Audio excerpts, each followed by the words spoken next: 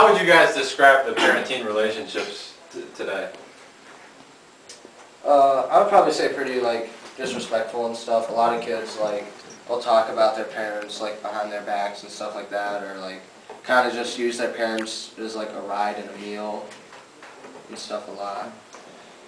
Most kids don't really want much to do with their parents, so. Usually they would just be nice to them to get things that they want, and then as soon as they get what they want, then they start disrespecting them. There's some kids though that that do respect their parents and have relationships that are completely opposite. Yeah. I think for the most part, a lot of teens, at least my perspective, because I go to a public school, and a lot of kids are just disrespectful to their parents and oh, my parents are making me do this, or my parents won't let me do this, or, yeah. Yeah, I'd have to say the biggest part of relationships is there isn't really any parental influence in their life, so what their parents say doesn't really mean anything. So you guys touched on a lot of different issues there. Let's take a closer look at some of them. How influential would you say your parents are in relationships or in the lives of teens today? I'd say it would be a matter of how much time you spend with your parents. Yeah.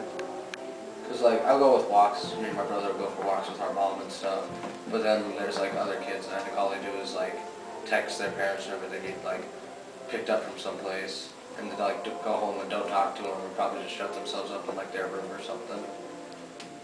Most people I know don't really communicate with their parents. Just use them whenever they need them and take them for granted, basically. So it sounds like there's a real lack of communication. Do you guys want an open dialogue and a lot of communication with your parents? Is that something you want, or do you not want to communicate with your parents? I think yeah for most subjects, but some things you don't have to tell everybody about. So. Yeah, I agree. It depends on just what you're talking about. I mean, some things you want to tell your parents about, but there's some issues that just you want to keep to yourself. Our family, we like to spend a lot of we try and have family game night and different family things. As for other people, they might not do that kind of stuff. Yeah, we do that too. Yeah, we usually have movie nights. Yeah, we had that last night. Some families don't even eat supper together. And they don't talk about anything, and I didn't even realize that until they'll sit in front last of their TV and eat supper while they're watching TV and they don't say a word to each other. That's really weird. Yeah. So who determines the amount of time that the family spend together? Is it something that you think that the parent should initiate, or is it something that the teens should initiate? I think it's both ways, because parents really can't force their teens to communicate with them. And the teens can't really force their parents to. It has to be they both want to, kind of. Yeah, what you guys are saying of with the family movie nights and game nights, that's on a set date and everything, then the parents and the teens can build their schedule around it. Because I know people can get really, really busy and then just run out of time to do stuff with their families.